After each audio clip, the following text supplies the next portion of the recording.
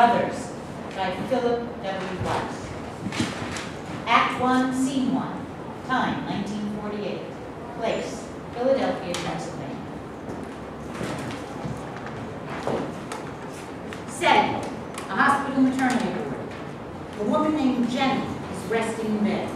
She has just given birth to twins. She's holding a baby in each arm. Standing next to her is her husband, Manny. He has a worried look on his face. The babies are screaming. Well, Manny, we have 2 more sons. Aren't you happy? How am I going to support all of you? Oh, don't worry. We'll manage. Oh, listen to the little darlings. Jenny places both babies next to each other on the bed. Suddenly, one baby smacks the other on the face. Naughty Denny, that's no way to treat your twin brother, Kenny. How will I tell them apart? They look exactly alike. Well, of course they do, silly. They're identical. Identical twins, oh boy. What did you say? Oh, nothing. Well, I would appreciate it if you would stop your daydreaming and figure out how we're going to manage. The babies continue to scream. Oh, they sure are loud. Well, they're supposed to be loud. It shows that they're healthy. Well, I gotta get back to work. Manny reaches into his pocket and takes out a cigarette. Smoking's not allowed in the hospital. Well, I'll go outside. I could use a smoke too. But the doctor said that the smoke wouldn't be good for the babies. Well, that's not what the tobacco companies say. They should know. Oh, Manny, you're so smart. What would I ever do without you? The babies continue to scream and start hitting each other. Aren't they darlings? End of scene. Act 1, Scene 2. Time, 1957. Danny and Kenny are 9 years old. Place, Philadelphia, Pennsylvania. Setting, a dugout in the Little League baseball park. A baseball game is in progress. Danny and Kenny are wearing baseball uniforms. They are sitting on a dugout bench with other boys who are on the team. Boy, do you stink. How did you drop that pop-up? Oh, shut up, you idiot! Look who's talking. You're the worst player on this team. I don't know why Dad even lets you play. Because I'm the best, dummy. You mess up everything. You're the best. How many hits you got? More than you? Well, I got 12 hits already. You mean 12 foul balls. They don't count. They do count. They hit the ball, didn't they? Yeah, but they went foul. So what, idiot? Who you call an idiot? You, that's who. Kenny punches Danny hard on the chest. Ow, that hurt. Danny is about to throw his glove at Kenny when a large man named Mr. Berman intercedes. He is the coach of the team. What's going on here? Are you boys fighting again? Can't you boys be friends? He started it, Mr. Berman. Did not. He's lying. I'm not lying. He hit me first. I don't care who started it, but if this happens one more time, I'm going to call your mother and have you thrown off the team. Now look what you've done. It's your fault. Stop yelling at each other. I've had it with the two of you. I'm calling your mother right now. Please don't. We'll be good. That's what you keep saying, but then you keep fighting. Like last inning when you dropped that pop-up, and the next thing you two guys are screaming at each other on the field. What was that about? I thought your brother here was going to smack you. Luckily, some of the other boys stepped in and keep you apart. Anyway, I'll give you one more chance. Now, no more fighting. What a jerk. He sure is. You can't get rid of us. We're the best players on the team. We sure are. End of scene. Act 1, Scene 3. Time, 1961. Danny and Kenny are 13 years old. Place, Philadelphia, Pennsylvania. Setting, a room in a synagogue. Danny and Kenny are wearing suits. Today they are scheduled for bar mitzvah. A man enters the room. He is the rabbi. Good luck. The rabbi shakes their hands. I still can't read that Hebrew stuff. But I can. That's BS. Calm down, boys. Don't worry about it. Enter Manny and Jenny. So how are my little geniuses doing? Okay, Mom. Danny said a bad word. What did I say about bad words? You say them all the time, Dad. That's different. So, are they ready? They should be commended for the work they've done. Why do we have to say this junk anyway? Danny, how can you say such a thing and to think of all the money we've spent to give you a good Jewish education? Kenny, say the Shema. The what?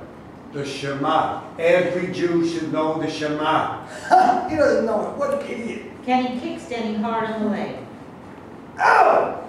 Stop with the fighting. Can't you boys stop fighting? I would if he'd stop lying. You kick me one more time and I'm going to beat your ass. Please, today is a day for joy and celebration, not fighting. Let's just get this over with, okay? End of scene. Act 1, Scene 4, time 1966. Denny and Kenny are 18 years old. Place, Philadelphia, Pennsylvania. Setting, bedroom in a house. Danny and Kenny are having a discussion. I can't wait to finish high school. School is a joke. Did you see Mrs. Katzman? Her blouse was unbuttoned. What a whore. They all are. We'll have a great time in college. I'm gonna join a fraternity and fuck girls. All they do is give us a hard time. Nah, they're easy. All you gotta do is play the game right and you'll get laid. Well, I haven't heard from any schools yet. Kenny picks up an envelope. It's from Franklin College. Kenny opens the envelope and starts reading a letter. Wow! I was accepted by Franklin! Let me see that. Danny grabs the letter from Kenny's hand and is reading it. He then puts it down. Congratulations. Man, I can't wait for the fall. I'll be getting laid before you know it. Oh, shut up. What's with you? How'd you manage to get admitted to Franklin? You grades stink. Well, they don't. And they're better than yours. All you do is go for it. Now you're going to college? You're an idiot. Kenny punches Denny on the shoulder. Denny throws a pencil sharpener at Kenny, which barely misses its target and goes crashing against the wall. Jenny enters the room. You boys are fighting again? He started it. Oh, shut your mouth. When your father comes home, he's going to hear about this.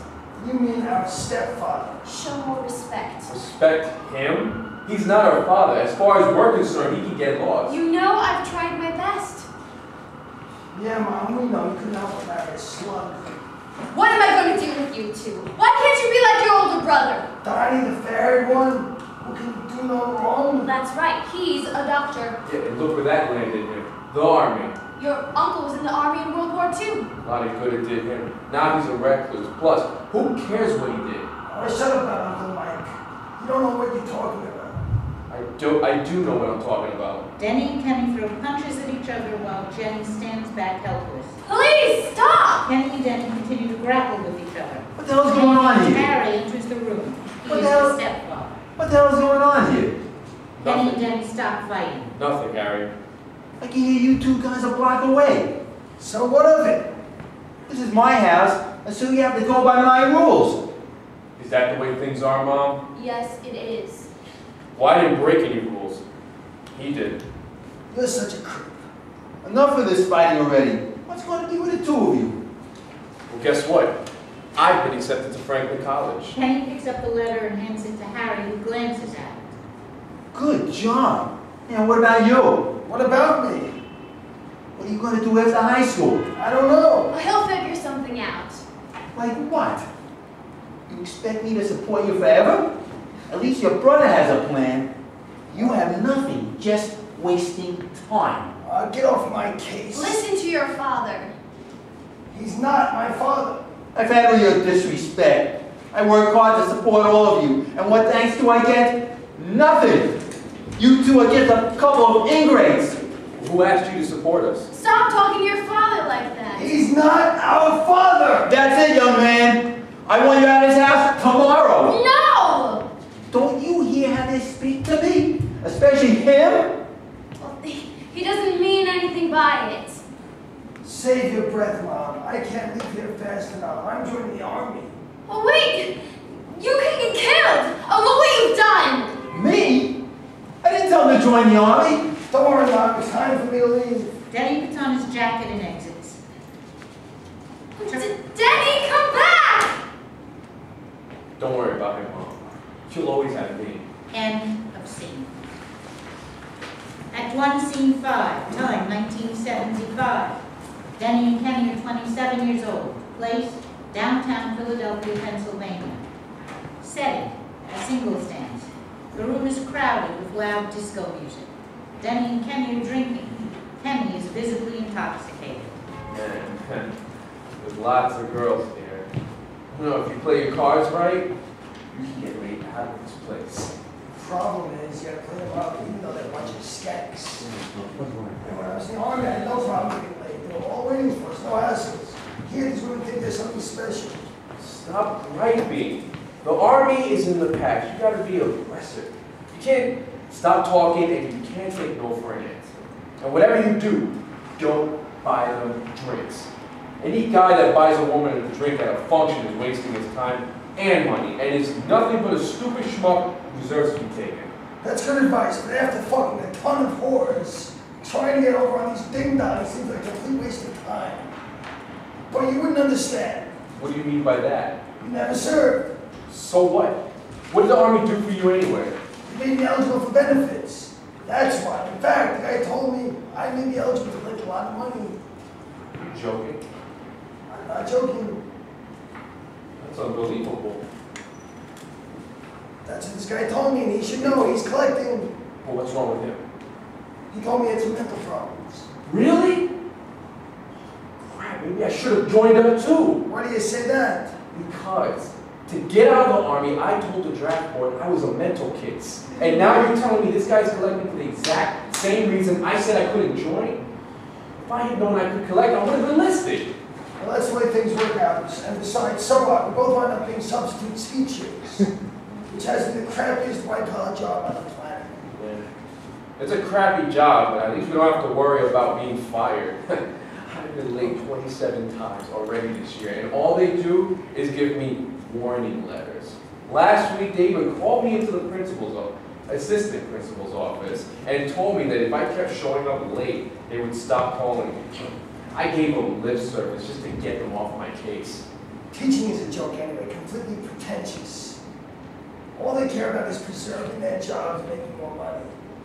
And now here I am at this stupid signals function trying to play floozies and twats who are playing hard to get. Hey, look at her. What about her? She looks like a dog. Says you. You're always trying to ruin things for me. I'm not doing anything for you. Then shut up. I'm gonna come on to her. Make sure you don't screw it up. Kenny goes over to the woman. She's a plain looking, in her mid-30s, and is holding a drink. Her name is Eileen. Hi. I just got in from Chicago and I need some advice. Oh, you're from Chicago? Have you ever been there? No. Well, it's a great place, but I just moved to Philadelphia. What's your name? Eileen. And yours? Kenny. You look very attractive. Why, thank you. What do you do for a living? Oh, I'm a college professor. Oh, really? At which college? I just landed a professorship at Penn State. Wow, congratulations. Why, thank you. Kenny suddenly puts his arm around Eileen's shoulders. Eileen pulls away. You're coming on too fast. Well, I really like you a lot. And I like you too, but slow it down. Where do you work? I work for the city as a secretary. Have you ever been married? Yeah, once. It didn't really work out. Oh, that's too bad. Any kids? 2, but they're with their mother in Chicago. No wonder you left. That's right. It's a really sad story, which I'd like to tell you about when we get together. When we get together. Sure, I think we're meant for each other. Where do you live? Oh, in Norristown, with my parents. Are you Jewish? No, I'm not. Well, you look Jewish. Well, looks can be deceiving. Are you Jewish? Yes, I am. Have you ever gone out with a non-Jewish man? Once. He was nice. So what happened? Well, he never called again. Well, what are you drinking? Seltzer. Listen, let me have your number so I can give you a call. Okay. Eileen takes out a pen and a piece of paper and writes a number and gives the paper to Kenny. Listen, I'll give you a call and we'll get together. Kenny tries to kiss Eileen, but she pulls away again. Not so fast, I'm not that kind of girl. What's the matter? You're coming on too strong. Coming on too strong? Are you joking? No, I'm not joking, and I don't like you grabbing me. Fuck you, bitch. Eileen exits. A few moments later, a large, burly man shows up. He is a bouncer. Listen, pal, I gotta ask you to leave. We've been receiving a lot of complaints about you. I haven't done anything. I'm not here to argue with you. I'm asking you to leave now. Why should I leave? Because I'm telling you to leave. And we don't want you here. And if you don't leave, I'll throw you through that fucking door. Understand? Kenny doesn't move. The bouncer starts shoving Kenny toward the door. Hey, what are you doing? The bouncer keeps shoving Kenny toward the door. Okay, I'm leaving. What's going on? You with this guy? Yeah, Well, you're out of here too, and don't come back, get it? I didn't do anything. I don't care. All night the two of you have been bothering women, so get out of here now. It's him who's been hitting on women. Him. I said get out of here. Great job, Kenny. What did I do? I was just talking to women. This guy's being a jerk. Oh, who you calling a jerk? Take it easy. We're leaving. Let's go. The bouncer pushes Denny and Kenny onto the street. It's the fourth place we've been thrown out of in the past month because of you. So what? I got 3 numbers. How'd you do? I got 2 numbers, but they're both dogs. And numbers are a waste of time anyway. If you don't leave with them, you're wasting your time. And most of the times, their numbers are fake. Well, don't throw them away. Give them to me. I'll call them from the apartment. Yeah, all right. Hey, let's get something to eat. End of scene. Act 1, Scene 8. Time a week later. Place North Philadelphia, Pennsylvania. Setting Denny and Kenny's apartment. So, when is she gonna go? About 7:30. She wanted dinner, but I told her to get drinks first and come to the apartment. And she agreed? At first, she had me home and said no, but I insisted. After I insisted, she said yes. You know how they are. She was really angling for a free dinner. Okay. So when she comes over, I'll be downstairs. After you fuck her, we'll pull the switcheroo. Well, don't rush things, okay? If you play your cards right, you'll get your sloppy seconds. Boy, women boys, real sluts. Yeah, they think what they got is so special. Who cares? Just as long as you stick it in, that's what counts. The phone rings. Denny picks up the phone. Yeah, okay, tell her to come upstairs. She's in the Denny lobby. hangs up the She's phone. in the lobby. Okay, get out of here. Come back in an hour. An hour? Why so long? I'm gonna have to get her drunk, right? Well, don't fuck things up. I'm gonna ply her with booze, and if she doesn't drink, I'll throw her out. Alright, I'll be outside at the bar. Kenny exits. A moment later, there is a knocking at the door. Denny opens the door. A woman is standing at the door. She is about 30 years old, casually attired, moderately attractive. I love that. Come on in. Why, thank you. Diane enters the apartment. Take a seat if you so don't. Diane sits on a chair that's next to the couch. Drink. I thought we were going out for dinner. You are, but first of all, it'd be nice to have a couple of drinks saved before we leave. I don't know. I really don't drink. Don't? Well, actually, I do like wine, but I don't drink the hard stuff. I don't have any wine, but I can make you a screwdriver. Okay, but make sure it's weak. Don't worry about that. Leave it all up to me. Denny goes to the refrigerator and takes out a half-gallon bottle of vodka and a container of orange juice. He makes 2 drinks, screwdrivers, and hands Diane one of the drinks. Denny sits on the couch. Cheers. Diane and Denny raise their glasses. Denny gulps down half his drink. My, this is strong. How much alcohol did you put in this drink? Not that much, just enough to give it a little taste. Oh, well, it's too strong for me. Then just sip on it. You ain't no much. What did you say you did for a living? I'm a college professor. It's history. Oh, how interesting. How long have you been teaching? About 5 years. Have you been married? Yes, once, but it didn't work out. I was married once. Really? For how long? 3 years. About He was a real dud. All work and no pay, and he was bossy too. Anyway, he's out of my life now. What a relief. Diane continues to sip on the drink and is becoming intoxicated. I know exactly what you mean. My wife wasn't a gem either, and I'm glad I'm divorced with a foxy lady like you. She continues to sip on her drink. Refill. No, 1 drink is enough. Then he gets up, goes to the kitchen, and returns with the vodka bottle and orange juice. He pours more vodka and orange juice into Diane's glass. There, good as new. Ooh, I'm feeling a little woozy. Don't worry about that. You know, I really like you. Then he reaches over and grabs Diane's hand. My, you are fast. Well, when I'm with a quality lady like you, I can't help myself. Denny's now caressing Diane's arm. Slow down, will you? Aren't we supposed to be going out for dinner? We'll be going later. Right now, I want to get to know you. What would you like to know?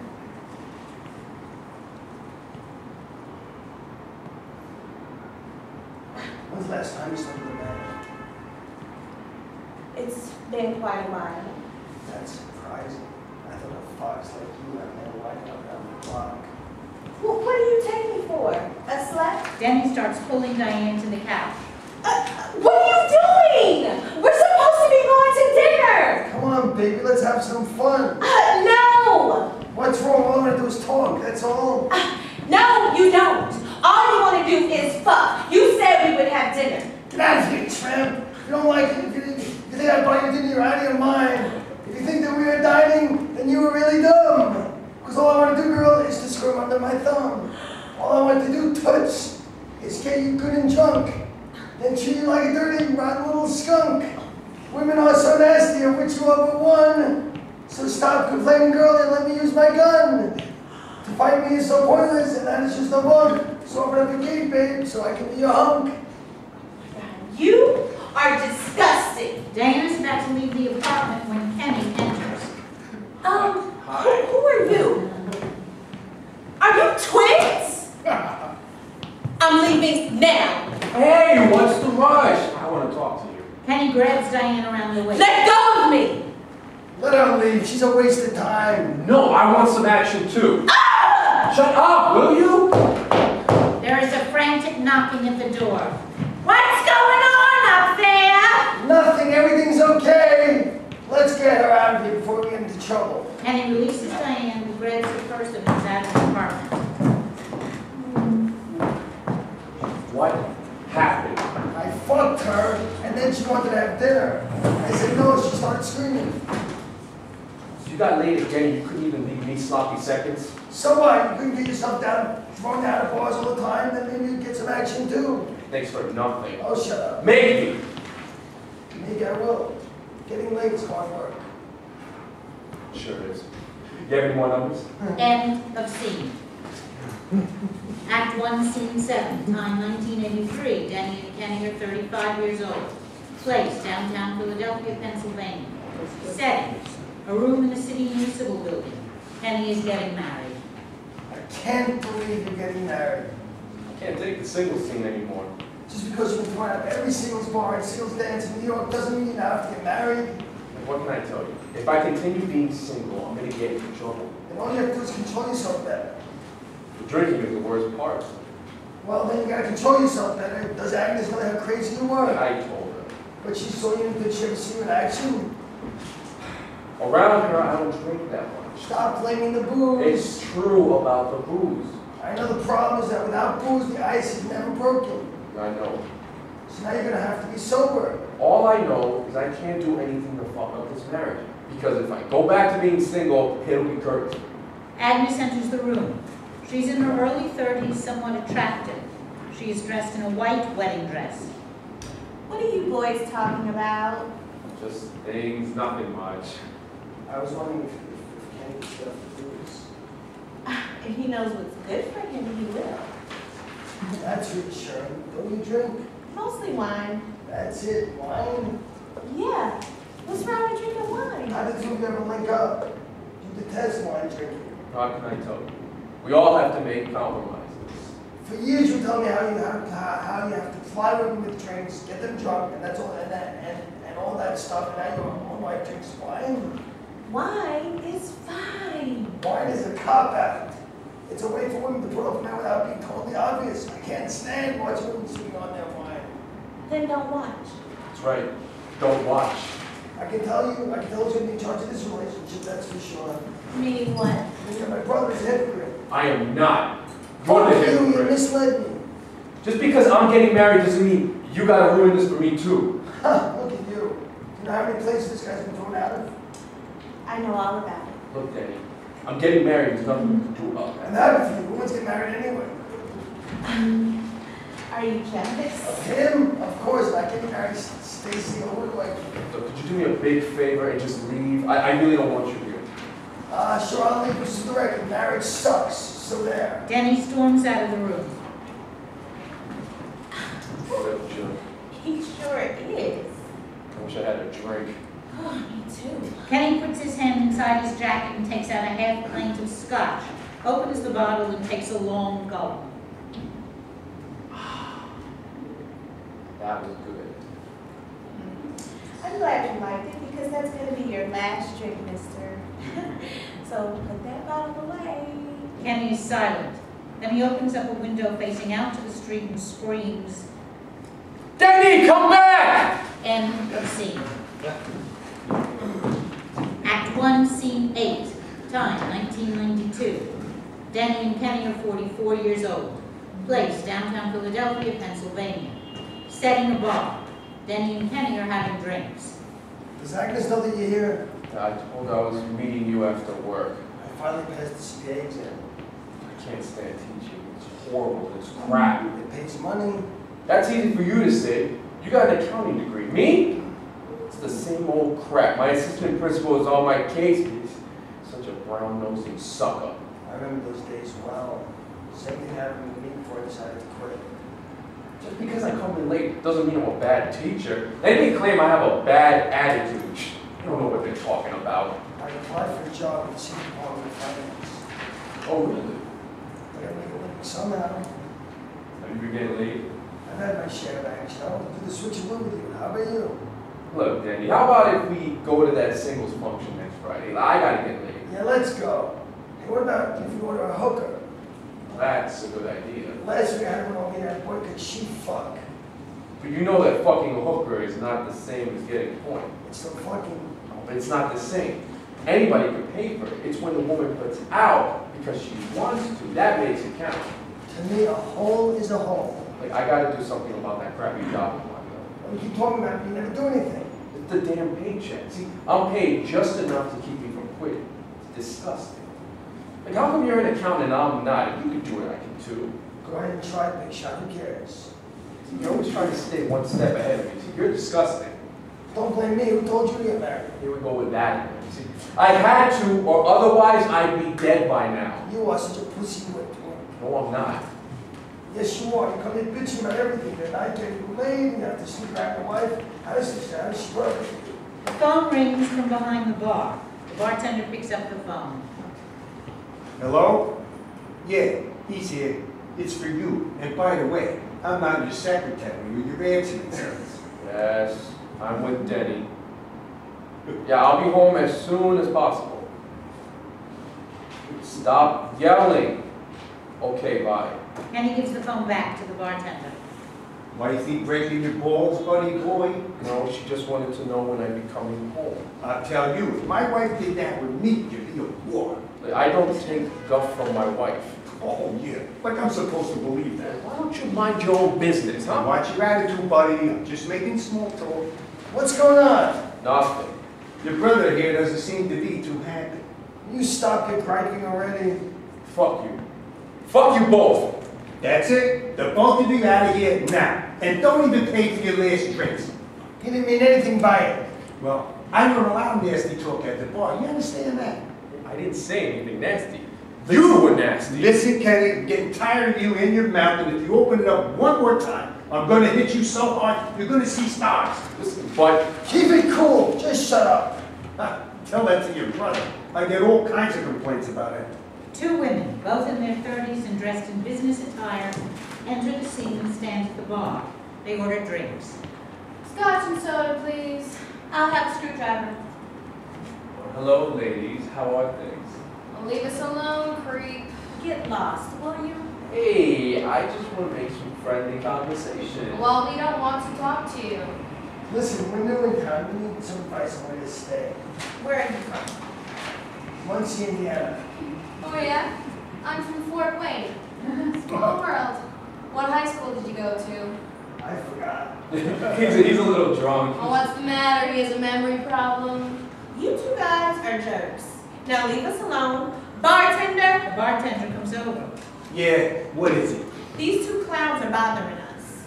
That's it? I want you two guys out of here now. We didn't do anything. Says you. Get out of here or I'm calling the cops. But we didn't do anything. I don't care. Out! Out! Kenny pours his drink on the counter. Oh, that's disgusting! Slobs. The bartender comes from behind the bar and stands directly in front of Kenny and Denny. He is holding a baseball bat. Leave now! Kenny and Denny are leaving. Fuck you all. And And that goes double for me too. Denny and Denny exit. End of scene.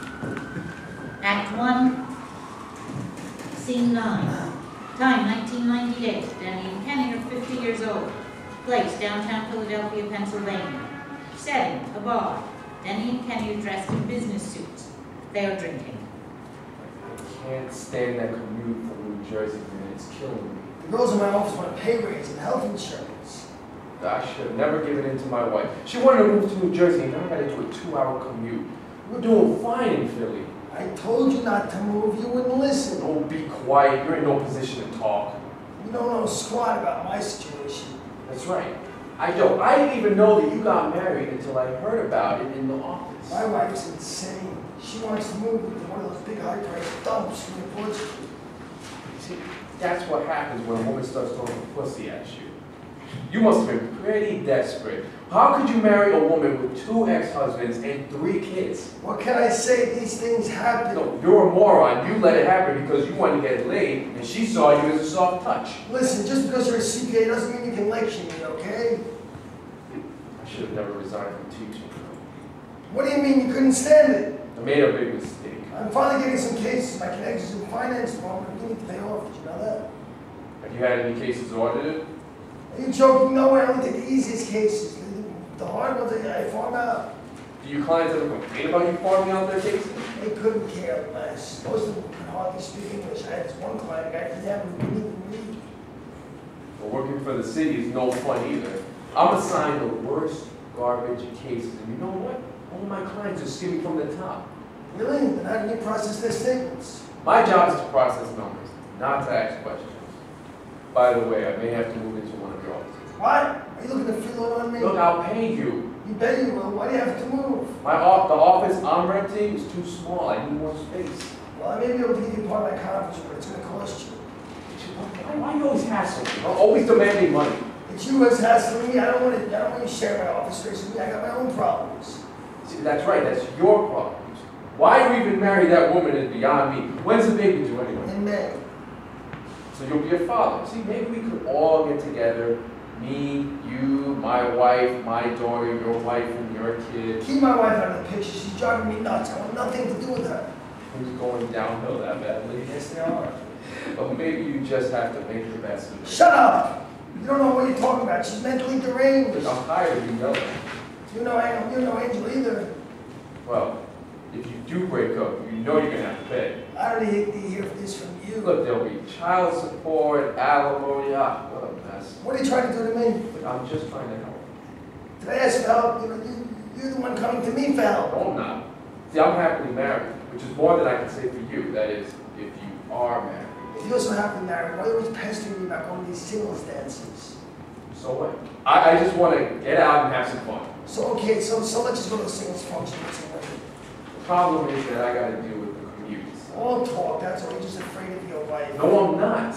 I know where's the pants in your family. It's not you. By the way, I got a call from Donald. He's finally done with his wife. Well, he's been talking about it long enough. Of course, you'll probably hit him up for a ton of money. I don't think he cares about the money. He just wants out. A woman enters the bar. She's in her 40s, plain looking. She takes a seat a few feet away from Denny and Kenny. Well, check her out. Don't even bother. She's a bit dull. She's not bad looking. Well, you must be desperate. Kenny leaves Denny and goes over to the woman. Hi.